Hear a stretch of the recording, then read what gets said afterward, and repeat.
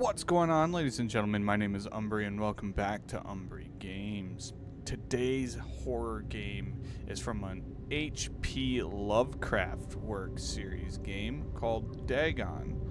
Dagon is a faithful interaction adaptation of H.P Lovecraft's work focused on story and atmosphere.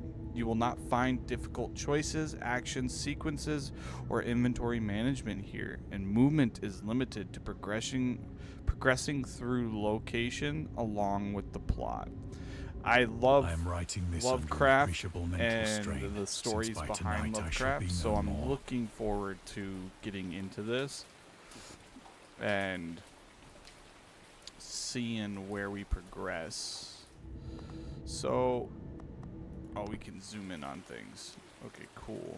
Penniless, and at the end of my supply of the drug which alone makes life endurable, I can bear the torture no longer, and shall cast myself from this garret window into the squalid street below. Okay. Do not think from my slavery to morphine that I am a weakling or a degenerate. When you have read these hastily scrawled pages, you may guess, though never fully realize, why it is that I must have forgetfulness or death. I love the story behind it. It was in one of the most open and least frequented parts of the broad Pacific that the packet of which I was supercargo fell a victim to the German sea raider.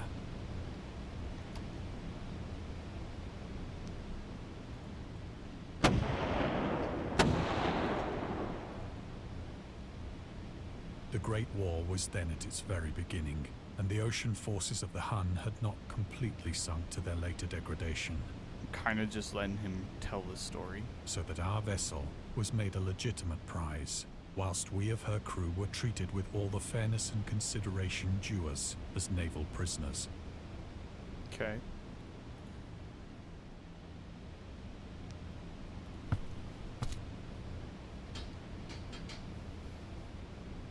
So liberal, indeed, was the discipline of our captors, that 5 days after we were taken, I managed to escape alone in a small boat with water and provisions for a good length of time.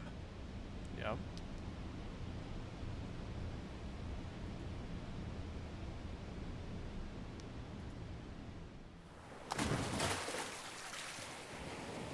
When I finally found myself adrift and free, I had but little idea of my surroundings.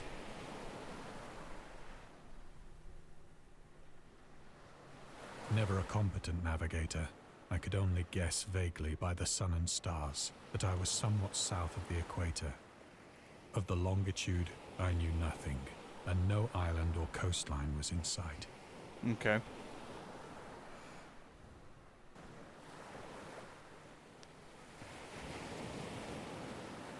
The weather kept fair, and for uncounted days I drifted aimlessly beneath the scorching sun, waiting either for some passing ship or to be cast on the shores of some habitable land. Oh, did you?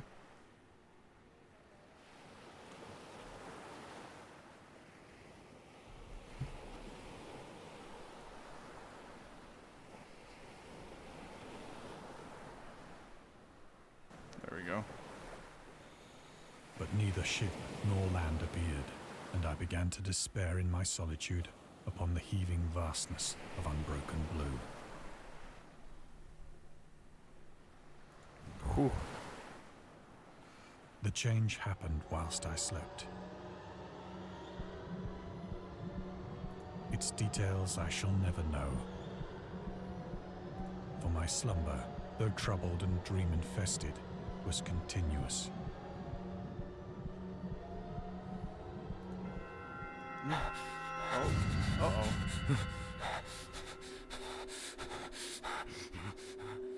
Krakens? When at last I awoke, it was to discover myself half sucked into a slimy expanse of hellish black mire, which extended about me in monotonous undulations as far as I could see. Oh, really? That's how and we're in describing which my that? boat lay grounded some distance away. That's Though disgusting. one might well imagine that my first sensation would be of wonder at so prodigious and unexpected a transformation of scenery, I was in reality more horrified than astonished.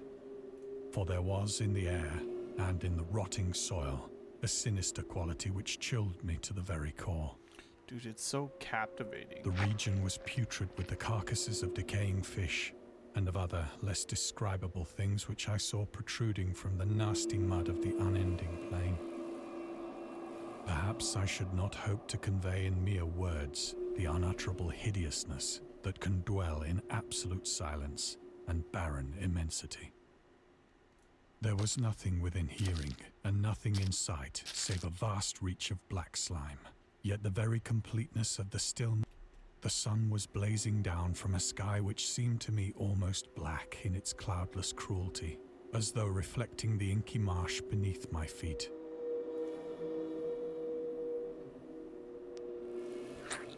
I love the story already. Just As I crawled into the stranded boat, I realized that only one theory Unfortunately, could I feel explain like my I'm not position. playing a game. I'm listening to a book. Through some unprecedented volcanic upheaval, a portion of the ocean floor must have been thrown to the surface, exposing regions for which innumerable millions of years had lain hidden under unfathomable That thing's watery cool depths. looking. Sorry, I'm interrupting. So him. great was the extent of the new land which had risen beneath me that I could not detect the faintest noise of the surging ocean, straining my ears as I might. Okay. Nor were there any seafowl to prey upon the dead things. That's madness.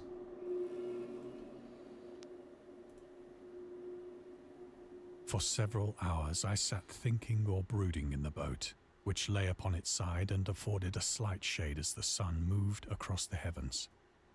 As the day progressed, the ground lost some of its stickiness and seemed likely to dry sufficiently for traveling purposes in a short time. Okay. That night I slept but little, and the next day I made for myself a pack containing food and water, preparatory to an overland journey in search of the vanished sea and possible rescue. Dude, that's crazy. On the third morning, I found the soil dry enough to walk upon with ease. The odor of the fish was maddening, but I was too much concerned with graver things to mind so slight an evil, and set out boldly for an unknown goal.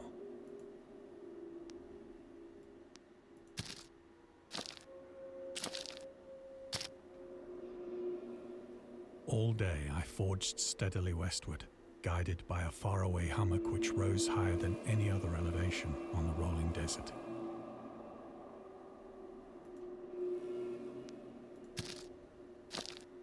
It's making some progress.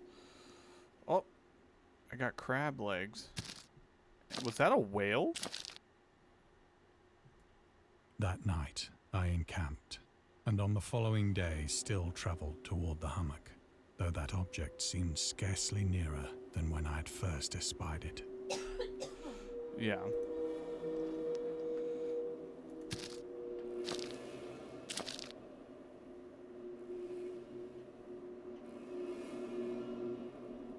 By the fourth evening, I attained the base of the mound, which turned out to be much higher than it had appeared from a distance. Ooh. That is going to be some An hike. intervening valley setting it out in sharper relief from the general surface. Too weary to ascend, I slept in the shadow of the hill. I know not why my dreams were so wild that night, You had wild dreams. but ere the waning and fantastically gibbous moon had risen far above the eastern plain, I was awake in a cold perspiration, determined to sleep no more. Okay. Such visions as I had experienced were too much That's for me to endure gorgeous. again. Look at that. And in the glow of the moon I saw how unwise I had been to travel by day. Without the glare of the parching sun, my journey would have cost me less energy. Indeed, I now felt quite able to perform the ascent which had deterred me at sunset. Picking up my pack, I started for the crest of the eminence. Okay. I have said that the unbroken monotony of the rolling plain was a source of vague horror to me. But I think my horror was greater when I gained the summit of the mound and looked down the other side into an immeasurable pit or canyon, whose black recesses the moon had not yet soared high enough to illumine. I felt myself on the edge of the world. It's nuts. Oh, I was like, why couldn't I move? Into a fathomless chaos of eternal night. Through my terror ran curious reminiscences of Paradise Lost, and of Satan's hideous climb through the unfashioned realms of darkness. As the moon climbed higher in the sky, I began to see that the slopes of the valley were not quite so perpendicular as I had imagined. Ledges and outcroppings of rock afforded fairly easy footholds for a descent, whilst after a drop of only a few hundred feet, the declivity became very gradual. I'm sorry I'm being quiet, but it's so hard to not listen to the story.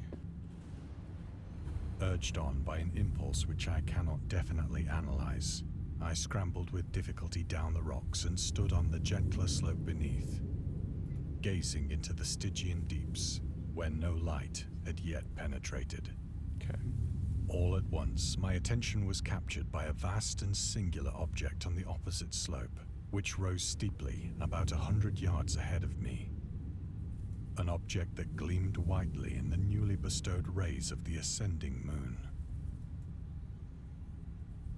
Yeah, that's gorgeous. Like, the atmosphere is like, I can't say it enough. I love how the atmosphere in this game is. It was merely a gigantic piece of stone, I soon assured myself. But I was conscious of a distinct impression that its contour and position were not altogether the work of nature. A closer scrutiny filled me with sensations I cannot express.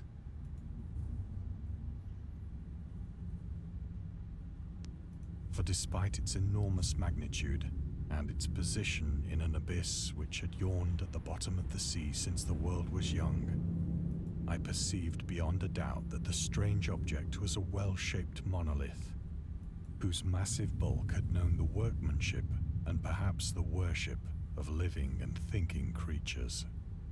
Dazed and frightened, yet not without a certain thrill of the scientist's or archaeologist's delight, I examined my surroundings more closely. Looks a little different. I wonder if we're at the bottom of the sea. Whoa, there's water now here. Near the zenith, shone weirdly and vividly above the towering steeps that hemmed in the chasm.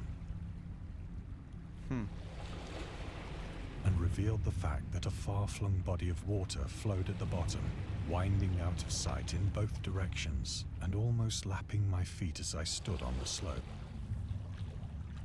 Across the chasm, the wavelets washed the base of the Cyclopean monolith, on whose surface I could now trace both inscriptions and crude sculptures. So what it looks like to me, honestly, what it looks like, below the sea, creatures like whales and things might be an alien race, mermaids. Then above the hills, or above it all, is everything else. The writing was in a system of hieroglyphics unknown to me, and unlike anything I'd ever seen in books. Is that Cthulhu? Consisting for the most part of conventionalized aquatic symbols such as fishes, eels, octopi, crustaceans, mollusks, whales, and the like. Several characters obviously represented marine things which are unknown to the modern world, but whose decomposing forms I had observed on the ocean-risen plain. That looks like a squid face. It was the pictorial carving, however, that did most to hold me spellbound.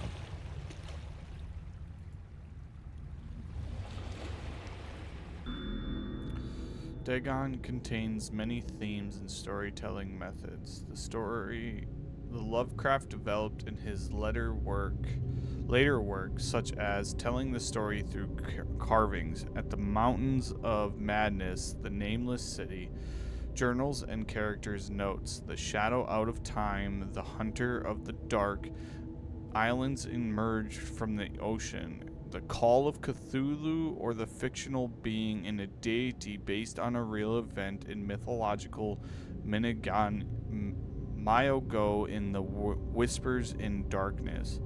It's also considered the origins of the popular Cthulhu mythol.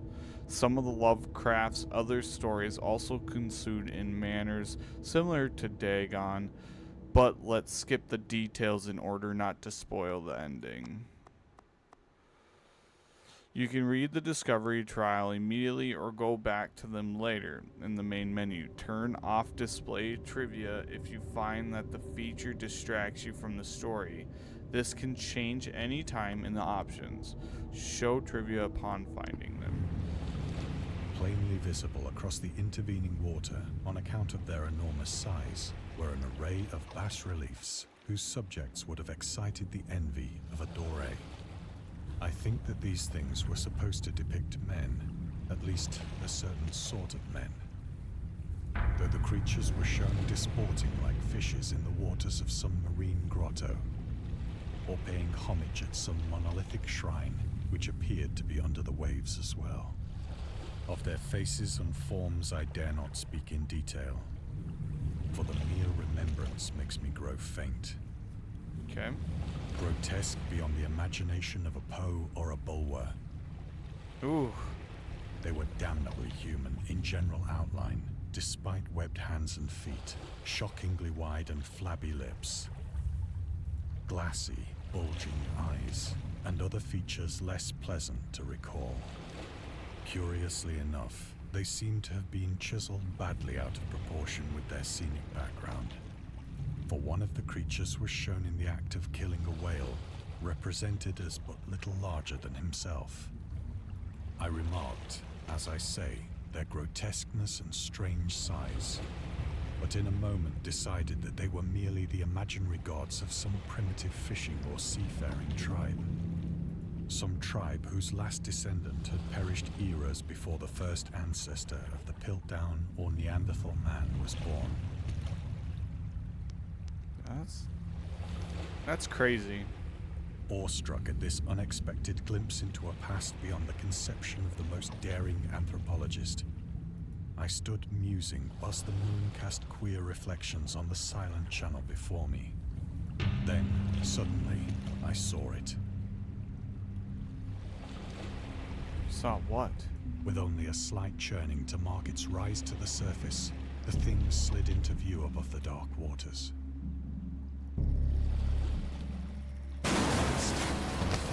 Fiend-like and loathsome, it darted like a stupendous monster of nightmares to the monolith, about which it flung its gigantic scaly arms, the while it bowed its hideous head and gave vent to certain measured sounds.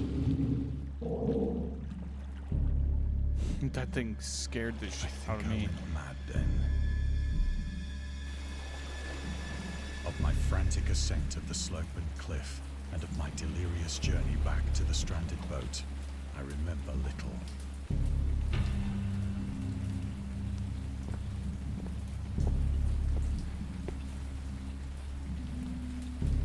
I believe I sang a great deal and laughed oddly when I was unable to sing. Dude, I would laugh too if I didn't have anything to say or how I could acknowledge that. That was a nightmare. I have distinct recollections of a great storm sometime after I reached the boat. At any rate, I know that I heard pearls of thunder and other tones which nature utters only in her wildest moods.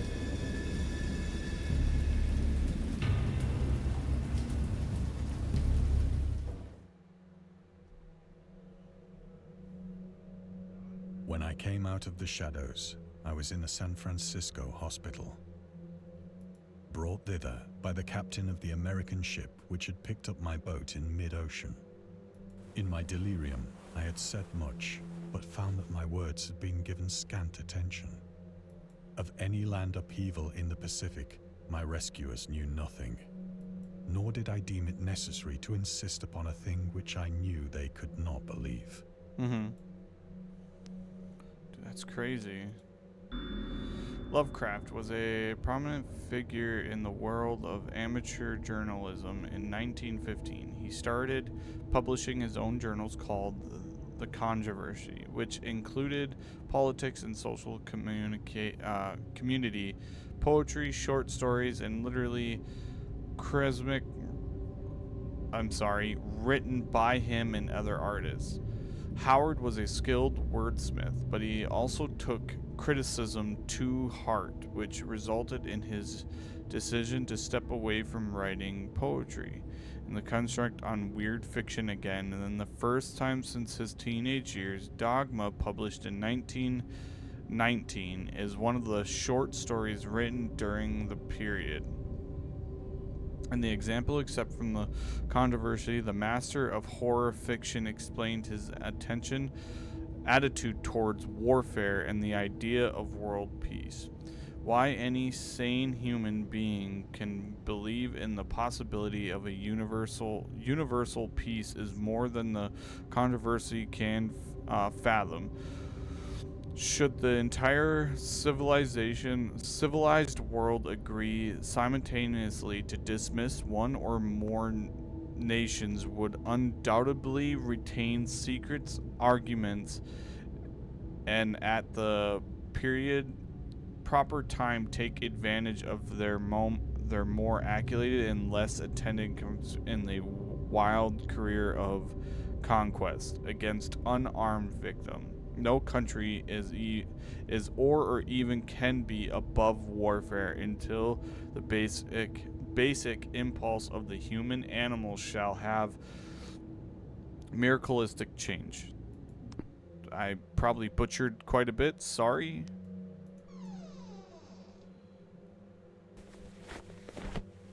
I probably Once I did. sought out a celebrated ethnologist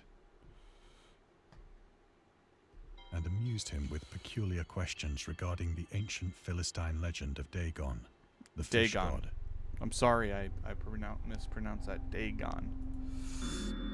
Dagon, or Dagon, was the main deity of the Philistines worshipped throughout the Middle East as the ancient god of the fair and crops. In Hebrew, the word Dagon was a common noun for grain. The rulers of Akrim, Mesopotamia chose him as the potential saint of their war conquest. He also appeared as the judge of the dead in the ancient poem in the underworld prison warden in one of the Babylonian texts. He is often mistakenly taken for a fish god due to the wrong interpretation of his name. As a Hebrew, the word Dag means fish. In H.P. Lovecraft's works, Dagon is an underwater deity ruling over the deep ones, a humanoid race with fish traits that reside in the oceans.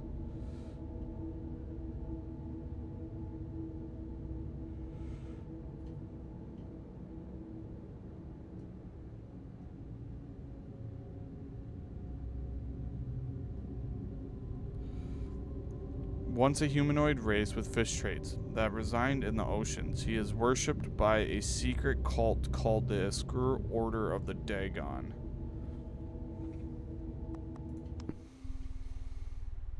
That's madness. And I'm sorry, I'm probably butchering a lot of this, and I feel really bad that I am. But soon perceiving that he was hopelessly conventional, I did not press my inquiries.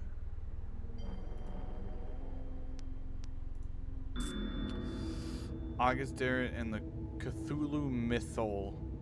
August Derritt, as an American writer and anthologicalist, he also befriended Lovecraft and published many of his work through his company Arkham House. Although the greatly contribution to the publishing of the author's work. After his death, he is surrounded by numerous controversy. One of the most questionable decisions involving introduction of the good versus evil distinction, Delaire was a devoted Cthulhuist to the Cthulhu myth, which consisted with Lovecraft's view of the world and his approach to cosmic horror. As a result, the author's works are often misunderstood and misinterpreted in today's culture. It is also worth nothing that Lovecraft was never really interested in creating a mythological, and the term Cthulhu myth was coined by Delta after the artist left the mortal plane. Dude, that's intense.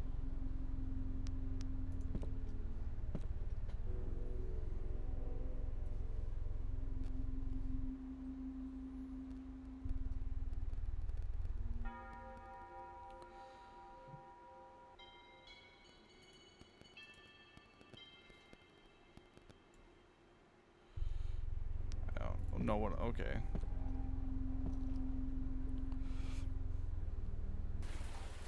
It is at night, especially when the moon is gibbous and waning, that I see the thing. I tried morphine, but the drug has given only transient surcease and has drawn me into its clutches as a hopeless slave. So now I am to end it all, having written a full account for the information or the contemptuous amusement of my fellow men. Often I ask myself if it could not all have been a pure phantasm. A mere freak of fever as I lay sun-stricken and raving in the open boat after my escape from the German man of war. This I ask myself, but ever does there come before me a hideously vivid vision in reply. I cannot think of the deep sea without shuddering at the nameless things that may at this very moment be crawling and floundering on its slimy bed. Just having that fear of being trapped in the middle worshipping of the their ocean. ancient stone idols and carving their own detestable likenesses on submarine obelisks of water-soaked granite. Would terrify me. I dream of a day when they may rise above the billows to drag down into their reeking talons the remnants of puny, I can't look any war-exhausted further. mankind. Of a day when the land shall sink and the dark ocean shall ascend amidst universal pandemonium.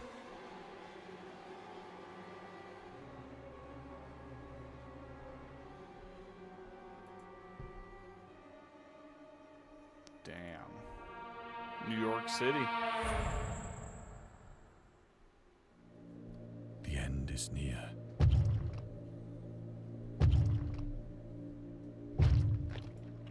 I hear a noise at the door, as of some immense slippery body lumbering against it. It shall not find me.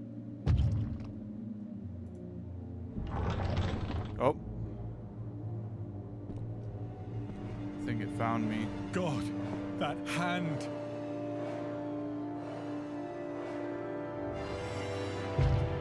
The window! The window! I can't.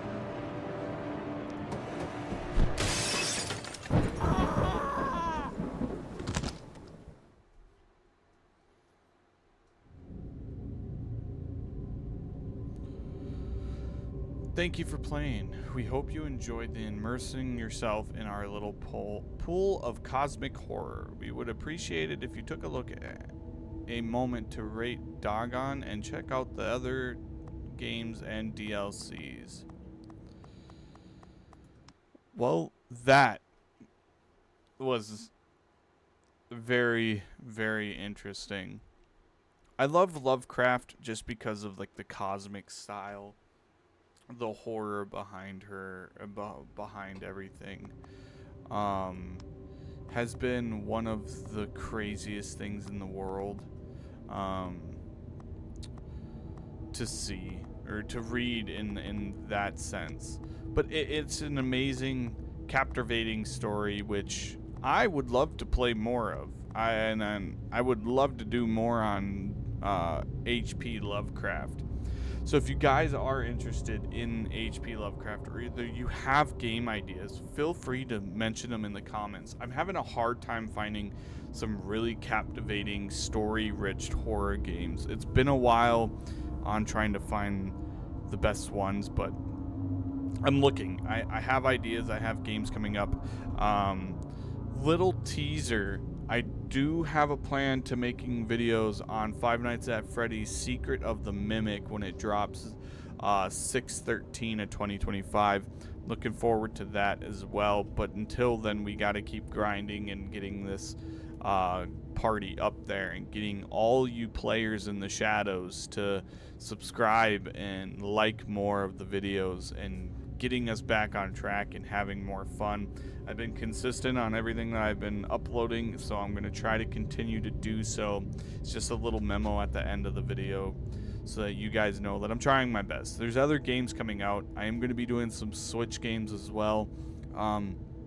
Sitting back and enjoying, probably playing some Zelda, some Pokemon, giving a little bit of a different diversity to the channel. But we are a horror channel. We are spooky. We are into the beyond, and I love everything to do with horror. So if you guys have ideas, leave them in the comment section below. But as always, thank y'all very much for watching. Play beyond the shadows.